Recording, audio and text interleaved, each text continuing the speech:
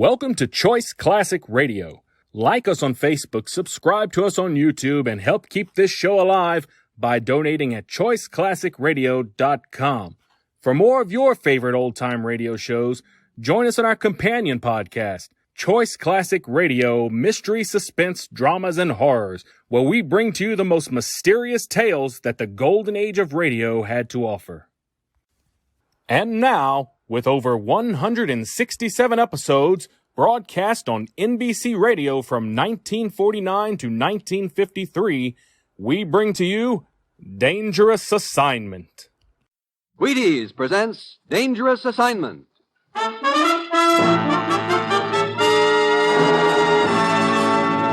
On stage tonight from Hollywood, Dangerous Assignment, another in the Wheaties' big parade of exciting half-hour presentations.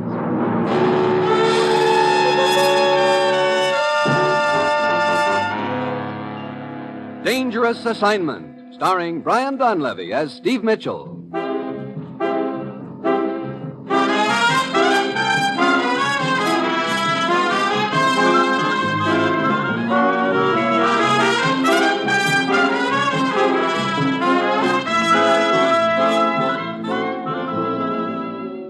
Yeah, danger is my assignment.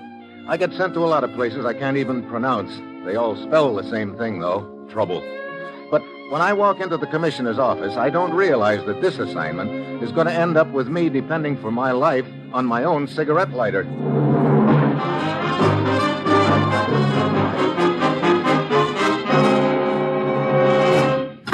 Morning, Commissioner. Get out your pith helmet, Steve. You're leaving for Arabia on the next plane. Arabia? Now, look, my days as a camel jockey are over. Don't worry. You won't be riding any camels unless you find some carrying oil in their humps. Oil? What's the deal? That's the deal. 100,000 barrels of it. Missing. Look, since when have we been playing nursemaid to oil companies? This is a lot bigger than any oil company, Steve. 3 days ago, the Sheik's inspector found a discrepancy in the figures of one of the oil companies, the Five Star. Unless the matter is cleared up to the Sheik's satisfaction, we may lose the entire concession. Oh, who do I talk to over there? Mr. Williams, the field manager of Five Star. Their headquarters are in Marani, near the Persian Gulf. Steve, get over there and find out what happened to that oil. Well, that's it. You've got your assignment. Good luck.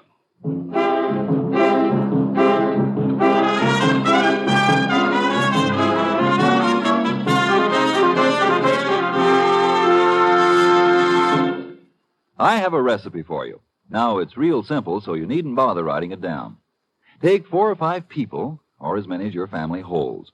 Add an equal number of cereal bowls, pour in Wheaties, into the bowls, that is. Now garnish with milk and fruit and sweeten to taste. This recipe is very good for breakfast, or lunch, or as a little something before bed, depending on when you decide to make it. Now, the reason it's so good is because the 100% whole wheat Wheaties flakes and the 100% nice people you use always blend perfectly. I do hope you'll try my favorite recipe soon, but be sure you use genuine Wheaties and real people. Now, here is Dangerous Assignment, starring Brian Donlevy in the role of Steve Mitchell, colorful, two-fisted government agent.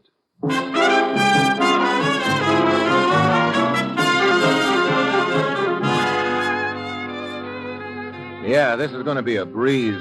All I have to do is fly halfway around the world to a sweltering spot in Arabia, take care of a little matter like finding a mere 100,000 barrels of missing oil.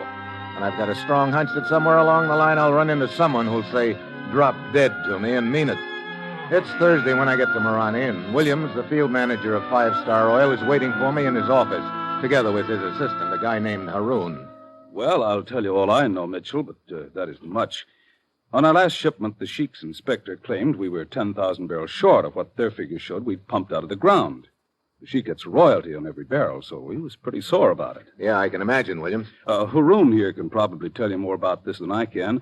I was on a business trip to Cairo when it all came up. As my assistant, Haroon was in charge here. I see. What happened after the discrepancy was spotted, Haroon? In order to pacify the Sheik, we passed the matter off as an error in our bookkeeping and paid the royalty. But then we started investigating quietly and discovered that over the past month there has been a loss of 100,000 barrels. Well, tell me, what happens to the oil from the time it leaves the wells until it's shipped out of here? Well, the wells are north of here. The oil's pumped down here to Marani through a patrol pipeline. There's a checker on each end of the line. Then, as I get it, On this particular shipment, your checker at the fields checked a certain amount of oil into the pipeline, but your checker at this end checked out 10,000 barrels less. Yes, it was his first day on the job. Oh? Well, what happened to the regular checker? Oh, you mean Yusef. The evening before, he died in a cafe brawl. Oh, that's very interesting. Where did this fight take place? At the Oasis Club. Yusef went there regularly. He was very fond of the dancing girl, Sarita, and very jealous of her. Mm-hmm. She is believed to be the reason for the fight. I see. Well, I think I'll go over to the Oasis Club and see what I can turn up there. I'll see you around, gentlemen.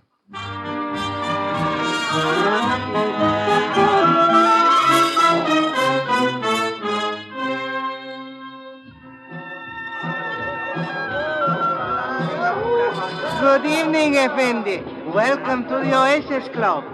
You would like a table? That dancing girl out there, is her name Sarita? Oh, yes. That is Sarita. Is she not beautiful? Yeah. I guess she's not afraid of catching cold either. I do not understand, Effendi. Oh, skip it. Will you tell her I'd like to talk to her when she's through with her dance? At once, Effendi. Her table is over in the corner. If you will wait there, I will send her to you. Thank you.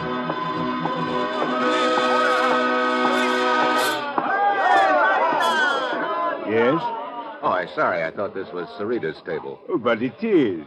Sit down. Oh, thanks. Are you a friend of Sarita's? Ever so. And you? Well, I'm sort of a friend of hers. I see. Oh, here she comes now. Mm-hmm. You are the one who wished to see Sarita? Yeah. My name's Steve Mitchell. I see the two of you have already met. Well, not officially. This is Triflis. Hi. Delighted. And what do you wish of Sarita, Mr. Mitchell? A little information about your dead boyfriend, Yusuf. Many men are in love with Sarita, Mr. Mitchell.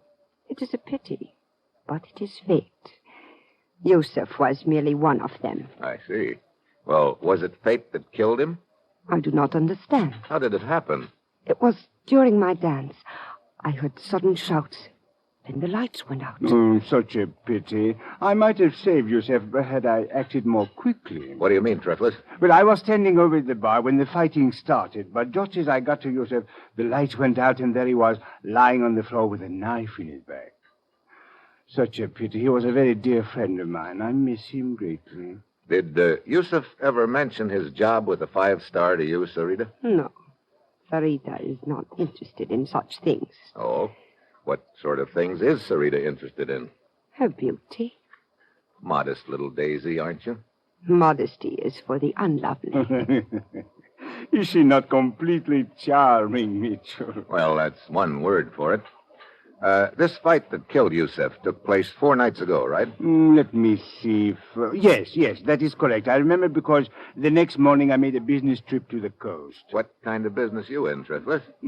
Several little enterprises. This trip involved one of them, a truck line which I operate. What do you haul? Oil. From here in Marani to the town of Qatif on the Persian Gulf. You don't haul for the 5-star oil company by any chance, do you? Well, as a matter of fact, yes. They are one of my accounts. I see. Oh. Thanks for the conversation, Sarita. Triflis. It was very interesting.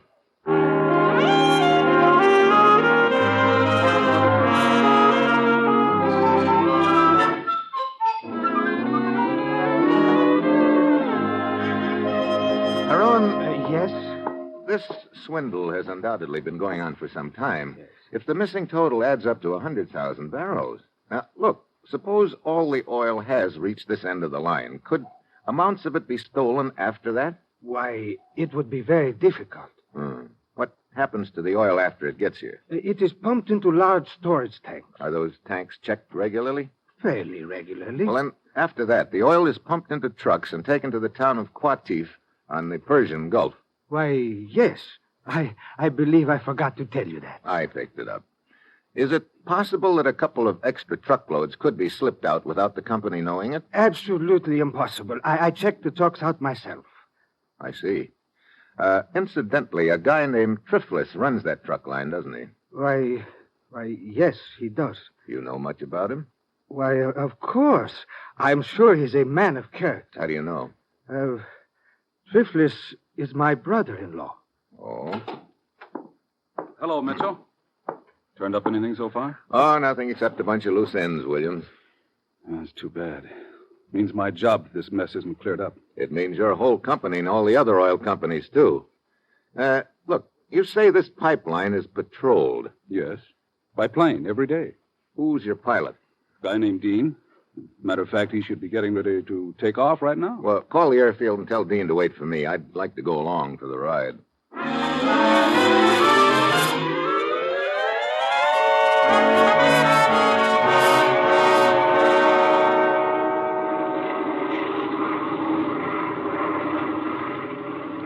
Lots of sand down there, Dean. You can say that again, Mitchell. A lot of sand and a lot of pipe.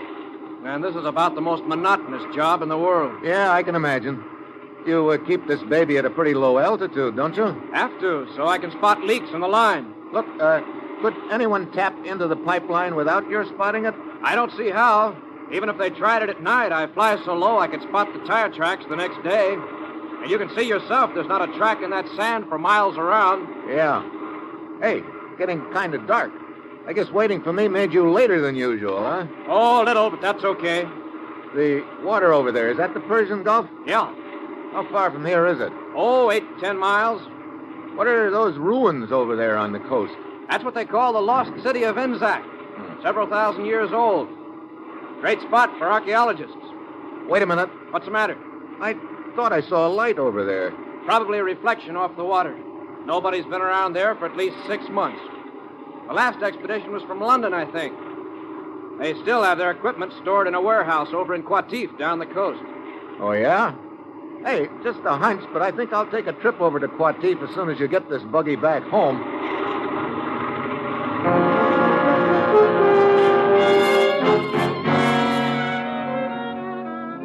It's night when I get to Qatif.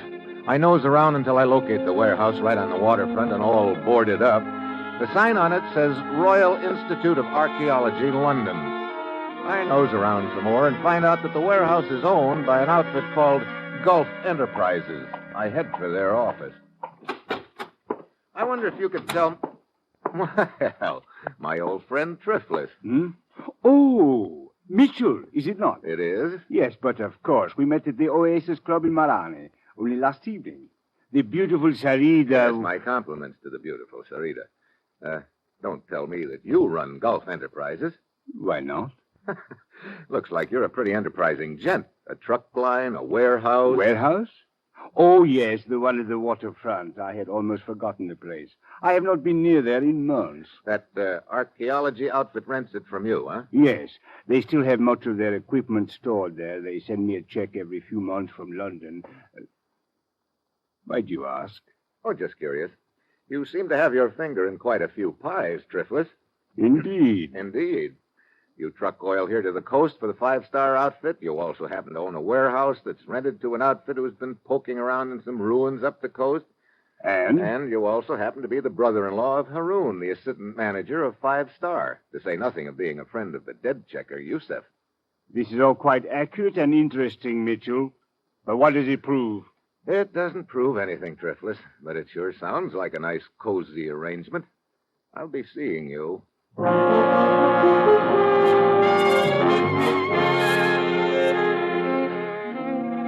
I head back to the warehouse and try to get in, but it's boarded up tight. I circle around it to the water. The back end of the building rests on a pier. Then I spot something under the pier, a good-sized barge. I climb aboard, and a strong smell hits me. Oil. Now I know I'm getting warm. Then I hear a sound behind me. I spin around and spot three gents in white robes, and just one look at them tells me they don't want to shake hands. I swing on the nearest one. He goes down. I hit the water. Start swimming. Do not let him get away! Hey, take careful aim! I didn't figure them for guns. I've got to get underwater, but just as I start to dive... Oh!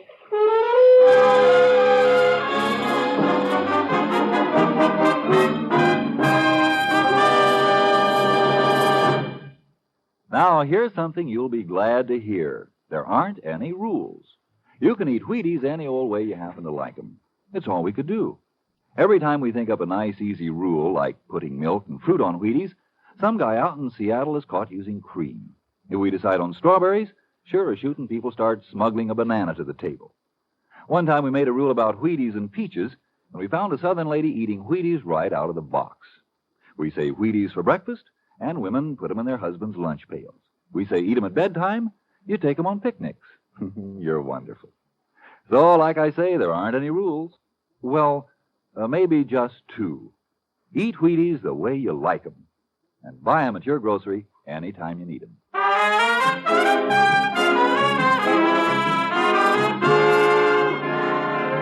Now back to Dangerous Assignment and Steve Mitchell.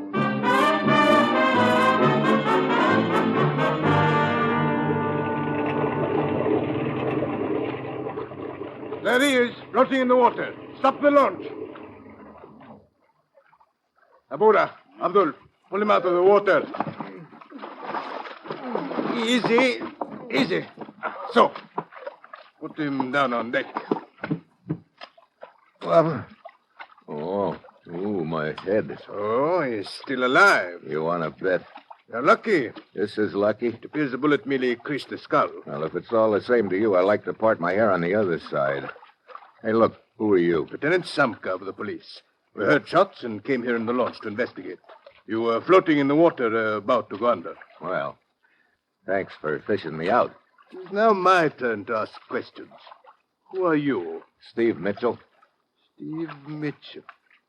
Ah, yes, a government agent from the United States. You've got big ears, Lieutenant. It is my business. Start the launch, Abdul.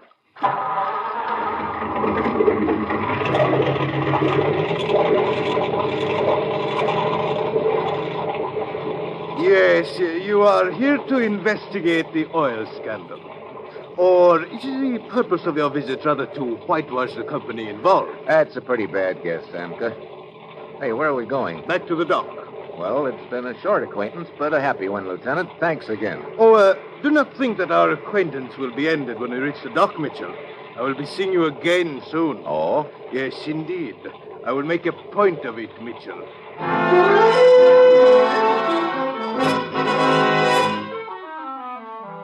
I go back to my hotel and change into dry clothes. My head's throbbing plenty, but I know I've still got a big night's work ahead of me. I phone the commissioner and ask him to check on the Royal Institute of Archaeology in London.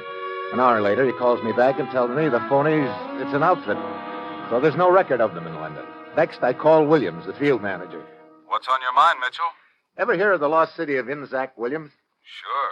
Bunch of ruins up the coast away. Why? I want to take a trip up there in a hurry.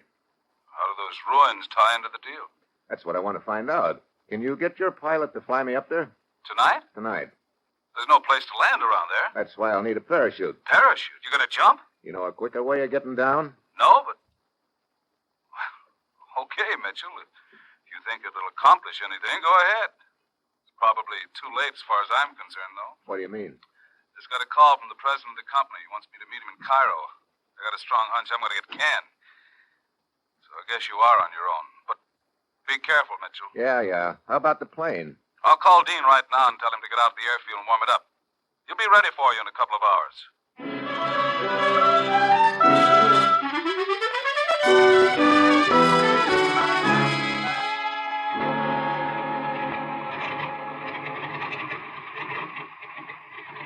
Sorry to pull you out of the sack, Dean. That's okay. We're just about warmed up. Here, they sent this parachute for you. Thanks. You know, it's a long time since I've had one of these babies on. Mitchell. Huh? Mitchell. Oh, Lieutenant Samka. Yes, Lieutenant Samka. Where do you think you're going? On a little plane trip. Look, are you my official bodyguard or something? In this case, I am your official fellow passenger. Oh?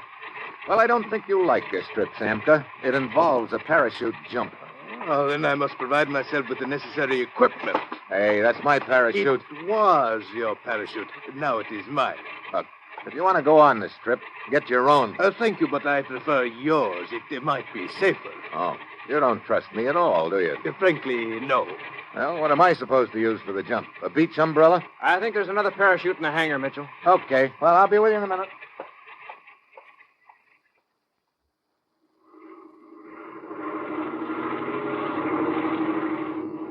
Well, as long as you two guys are determined to jump, you picked a good night for it. Look at that moon. Yeah. Aren't those the ruins just ahead? Uh-huh. We're a little to the windward of them. You should land pretty close. This about the right spot, Dean? Anytime. Well, see you on the ground, Samka. Here goes. I bail out. The air rushes by me while I jerk at the ripcord. The chute streams out behind me. I start praying. And she snaps open and yanks me upright. I look down at the moonlit desert and then...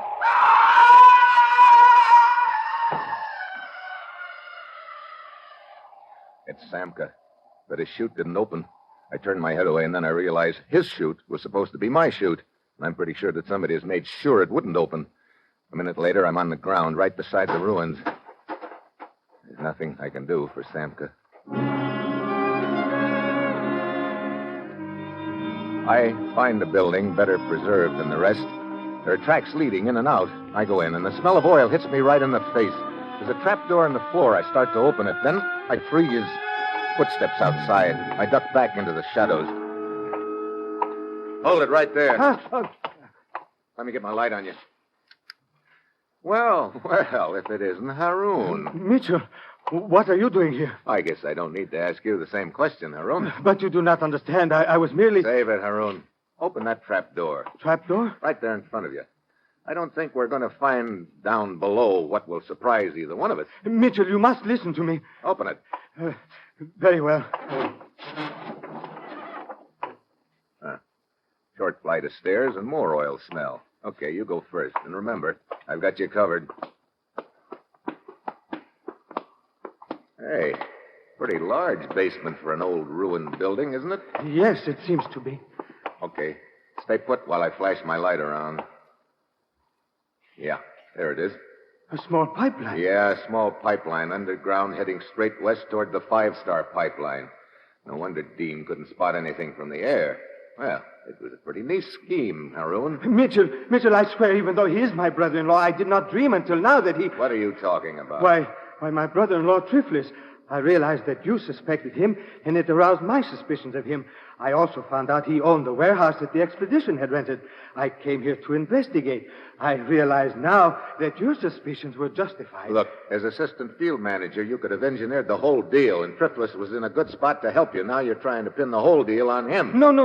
It is not true. You must believe me, Mitchell. I have had nothing to do with it. Come on, I've seen enough here. I'm going back to town and tell him about this underground pipeline, and you're coming with me. It won't work, Mitchell. Mitchell, a flashlight. Now you're trying to ease out of a tight spot by pretending Haroun is the boy, but it won't work. Now, drop the gun, Mitchell. Williams... I said drop the gun. Okay. Now kick it over towards me. That's the boy. I kind of figured you'd be hanging around in the shadows here somewhere, Williams. As soon as that parachute failed to open, I knew you were my boy. So you weren't wearing that chute, Mitchell. How'd you get up here so fast? I got a 2-hour head start on a fast launch and waited here for you, just in case anything went wrong with my parachute gag. You know, I gotta hand it to you, Williams. You had a pretty good scheme cooked up here. You organized a fake expedition to come up to these ruins. They run an underground pipeline over to the main line and tap it, and then you cart the oil away on barges from here. Yeah. Too bad that checker of mine got himself killed in that fight when I was in Cairo. He's been covering for me. What's the matter, Williams? Wasn't 5-star paying you enough salary? Sure, $15,000 a year. But 100,000 barrels of oil is worth $250,000, Mitchell. You figure it out. Oh, right now I'm trying to figure out what you're going to do with Haroun and me. I think you'll see the answer to that as soon as I get some stuff I've got upstairs. What stuff? Oh, just a couple of little items like rope and dynamite.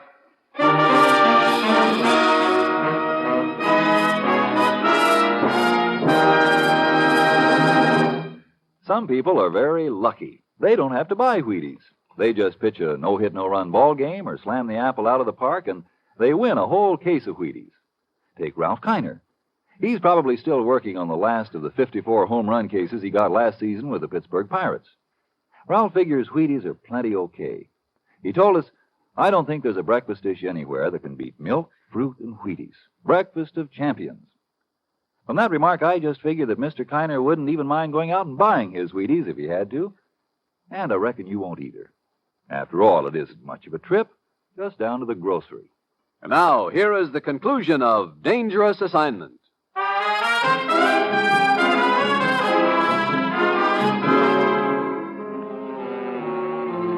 Mitchell, what is he going to do? That's pretty obvious, Haroon. Wait. Hey, that valve in the pipe overhead. What? Here, give me a hand with it. We've got to get it open in a hurry. But I still don't understand. Help me open it. Williams is going to tie us up here and then blow the whole works up. There.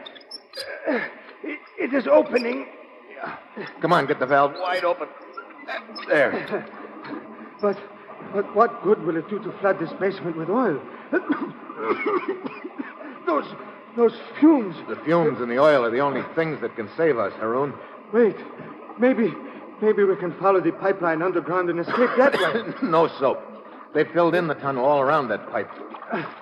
Mitchell, the oil is ankle deep already. Good. Now, where's that cigarette lighter of mine? Lighter? Wait, Mitchell, wait! Brother, you could cut these fumes with a knife. Okay, boys.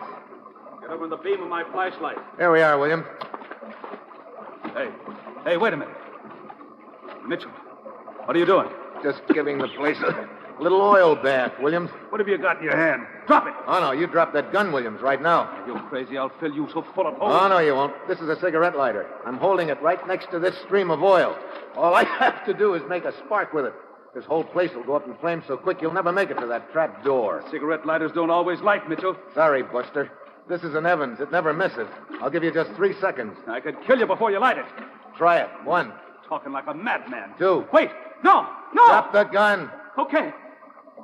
Now, come here. I want to use that rope you're carrying. Tie him up, Haroon. Look out, Mitchell, a knife! I'll take that lighter! Have a fist instead.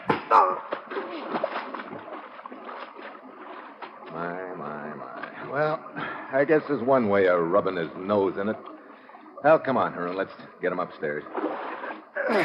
He is covered with oil. Yeah. You got him? Yes. Up the steps with him.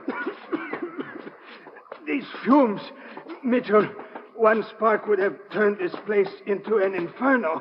You're telling me. Well, here we are. Set him down on the floor. All right. Now, come on.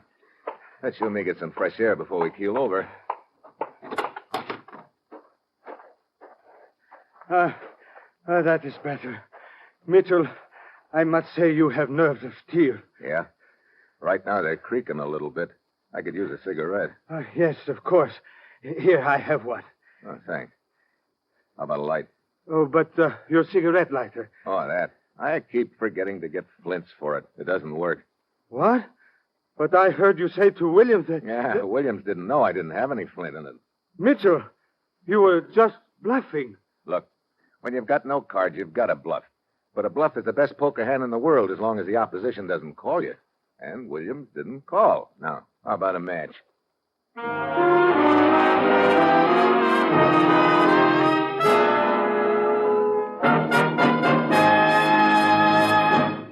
Dangerous Assignment, starring Brian Donlevy as Steve Mitchell, is written by Bob Reif with music by Basil Adlam and is produced and directed by Bill Karn. Join us again next Wednesday when Brian Donlevy as Steve Mitchell embarks on another dangerous assignment. And this is your Wheaties man, Frank Martin, inviting you to listen next Monday night to Frank Lovejoy and Night Beat on the Wheaties Big Parade. See you then.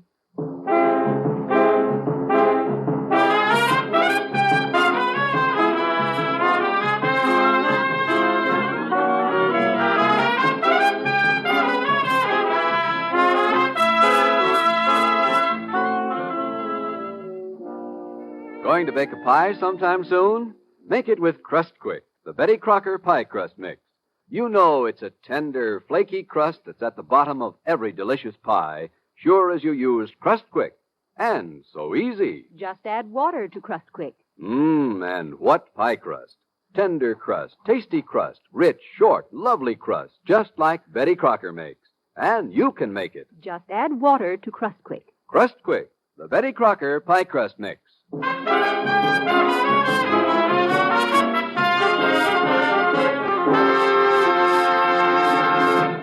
Tomorrow's family programs include The Aldriches and Father Knows Best on NBC.